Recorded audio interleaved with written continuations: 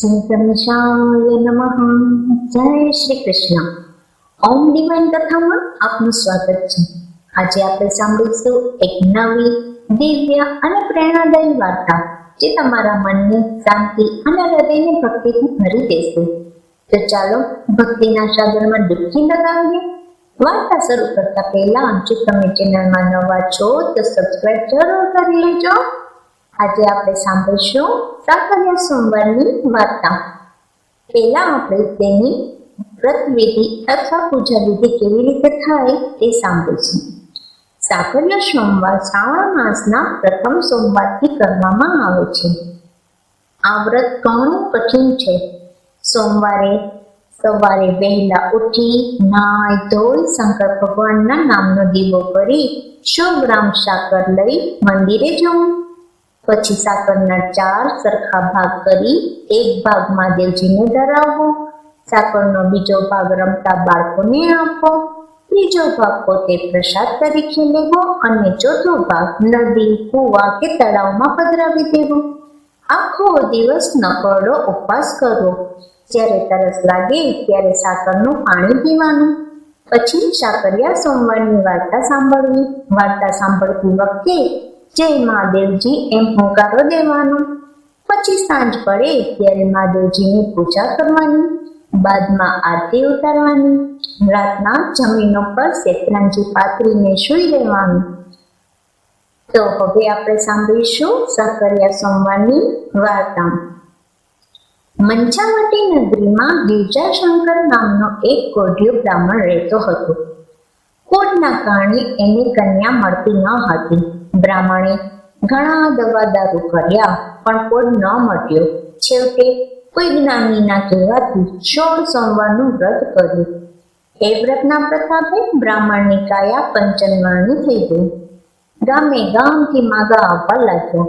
બ્રાહ્મણે ગુણવંતી નામની એક રૂપાળી અને ગુણવાન કન્યા સાથે લગ્ન કર્યા. પતિ પત્ની ભગવાનનું સ્મરણ કરતા કરતા સંસાર સુખ ભોગવવા લાગ્યા.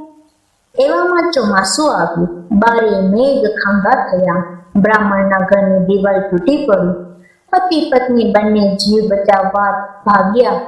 8 દિવસની હેલી મંડાણ. વરસાદ અટકવાનું નામ લેતો નથી. લોકોના જીવ પડીકે બંધાયા. ઘર ખેતરો ડૂબી ગયા. વરસાદ અટક્યા પછી બ્રાહ્મણીએ કાટમાં ખસેડી ત્યાં એક ઝૂંપડું બાંધ્યું. ગામ આખામાં ભૂખમરો ચાલતો હતો. ત્યાં બ્રાહ્મણને ભિક્ષા કોણ દે? બ્રાહ્મણે પરદેશ જવાની વાત વિચારી. ત્યારે પતિવ્રતા બ્રાહ્મણ બોલી કે સુખે સીધાવો નાથ, મારી જરાય ચિંતા ન કરશો. હું તો પાકા કામ કરીને પેટનો ખાડો પૂરી લઈશ. બ્રાહ્મણ તો ખંભે ખડીયો નાખીને ચાલતો થયો. ગામે ગામ કર્યો પણ ક્યાંય કામ મળતું નથી. રખડતા રચડતો નાંદી ઋષિના આશ્રમે આવી પહોંચ્યો. ઋષિને પ્રણામ કરી ડરતા ડરતા પોતાના દુઃખની વાત જણાવી.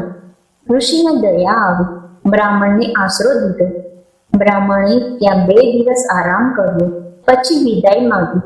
ત્યારે દયાળુ ઋષિએ એને એક જડીબુટ્ટી આપી અને કહ્યું, હે બ્રાહ્મણ, આ સંજીવની બુટ્ટી છે. આ બુટ્ટી ઘસીને મરેલા માણસને પીવાથી એ સજીવન થાય છે. આનાથી એક માણસ સજીવન થશે. તેથી યોગ્ય પાત્ર દેખાય ત્યાં ઉપયોગ કરજે. બ્રાહ્મણ જડીબુટ્ટી લઈને ચાલતો થયો. રસ્તામાં એક નગર આવ્યું. આખા નગરમાં શોક છવાયેલો જોઈ એને વિસ્મય થયું. આગળ જતા કોઈનું હૈયાફટ રુદન સંભળાયું. બ્રાહ્મણને લાગ્યું કે રાજમહેલમાં કોઈ કરુણાકરણ કરી રહ્યું છે. પૂછપરછ કરતા જાણવા મળ્યું કે રાજાનો એકનો એક કુંવર મૃત્યુ પામ્યો છે. તેથી આખા નગરમાં શોક વ્યાપી ગયું છે. બ્રાહ્મણને ઋષિએ આપેલી સંજીવની બુટ્ટી યાદ આવી. એ તો દરવાની રજા લઈ મહેલમાં ગયો. રાણી હૈયાફાટ રુદન કરે છે અને રાજા લમણે હાથ દઈને બેઠો છે. બ્રાહ્મણ રાજા પાસે જઈને બોલ્યો કે હે રાજન, મને રજા આપો તો હું તમારા કુંવરને સજીવન કરું. રાજાને લાગ્યું કે નક્કી આ માણસ ગાંડો થઈ ગયો છે કે મળદા તે કઈ બેઠા થતા હશે. પણ દુખતાને તણખલાનો સહારો. રાજાએ હા પાડી. બ્રાહ્મણ કુંવરના શબ પાસે ગયો. બધા રડવાનું ભૂલી તમાશો જોવા લાગ્યા. બ્રાહ્મણે સંજીવની બુટ્ટી ખરલ પર ઘસી. એક ટીપું રેડતા જ કુંવરના શબમાં ગરમી આવી. બીજા ટીપે કુંવરની આંખો ખોલી અને ત્રીજા ટીપે તો કુંવર આળસ વાળીને બેઠો થઈ ગયો. રાજા રાણી તો લાકડીની જેમ બ્રાહ્મણના પગમાં પડી ગયા. બ્રાહ્મણ તો ઘડીકમાં વૈભવશાળી બની ગયો. રાજાએ તેને રાજપુરોહિતનું પદ આપી રાજમહેલમાં રહેવા આપ્યું. સેવા માટે દાસ દાસી આપ્યા. ભર્યા દરબારમાં ઇનામ અકરામની નવાજી ધનથી તોડવા માંડ્યા.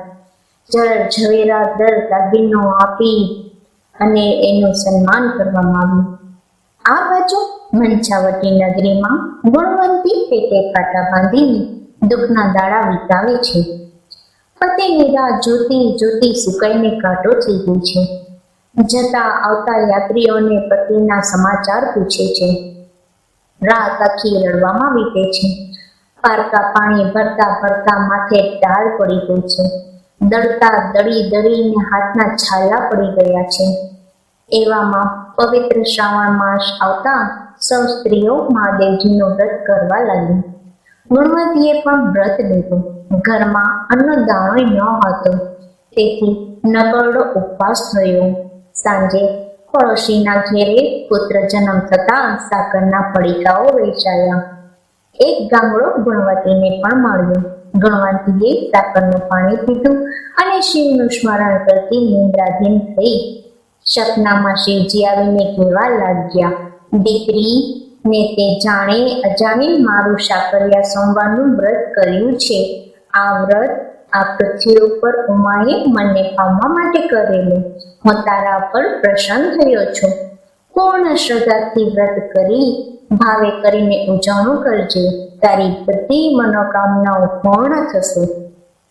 બીજા દિવસે ગુણવંતીએ વ્રતની વિધિ વિગતવાર જાણી અને સાકરિયા સોમવારનું વ્રત ચાલુ રાખ્યું. આ રીતે 15 સોમવાર ગયા. 16મા સોમવારે વ્રત ઉજવવાનું હતું, પણ ઘરમાં ખાવા ન હતું. ત્યાં ઉજવણું કઈ રીતે કરું? ગુણવંતી તો લમણે હાથ દઈને રડવા લાગી. ત્યાં જ ગિરજાશંકર 70 પેઢી ખાય તોય ન ખૂટે એટલું ધન લઈને આવ્યો. દુઃખના આંસુ હર્ષના બની ગયા. પછી બંનેએ સાથે મળીને વ્રતનું ઉજવ્યું. 4.25 શેર ઘઉંનો લોટ લીધો, 1.25 શેર ઘી અને 1.25 શેર ગોળના લાડુ બનાવ્યા. એના 4 ભાગ કર્યા. એક ભાગ મહાદેવજીને ધરાવ્યો, બીજો રમતા બાળકને આપ્યો અને ત્રીજો ગોવાળોને આપ્યો. ચોથા ભાગનો પ્રસાદ વેચ્યો. પછી બ્રાહ્મણે ઝૂંપડીની જગ્યાએ વિશાળ હવેલી બાંધી. આંગણામાં મોટું શિવાલય બનાવ્યું. પતિ પત્ની બંને શિવને ભજવા લાગ્યા. શિવની કૃપાથી બ્રાહ્મણીની કુખે દેવતાએ તેજવાળો પુત્ર જન્મ્યો. આમ સૌ સારાવાના થયા. આનંદ પ્રમોદમાં તેમના જીવનના દિવસો ચાલવા માંડ્યા. હે શંભુ, સાકરિયા સોમવારનું વ્રત જેવું બ્રાહ્મણ બ્રાહ્મણીને પડ્યું એવું સૌને પડજો. મહાદેવ હર, જય ભોળેનાથ. તો આ હતી આજની અદ્ભુત વાર્તા. ભગવાન શિવશંકરની કૃપા તમારા અને તમારા પરિવાર પર સદા બની રહે. જો તમને આ કથા પસંદ આવી હોય તો વિડીયોને લાઈક કરજો અને તમારા પરિવાર અને મિત્રો સાથે શેર જરૂર કરજો. કમેન્ટમાં મહાદેવ હર લખવાનું ભૂલતા નહીં. આવા જ બીજા દિવ્ય વિડીયો માટે ચેનલ સાથે જોડાયેલા રહેજો. આપ સૌને નીતા ત્રિવેદીના જય શ્રી કૃષ્ણ. રાધે રાધે.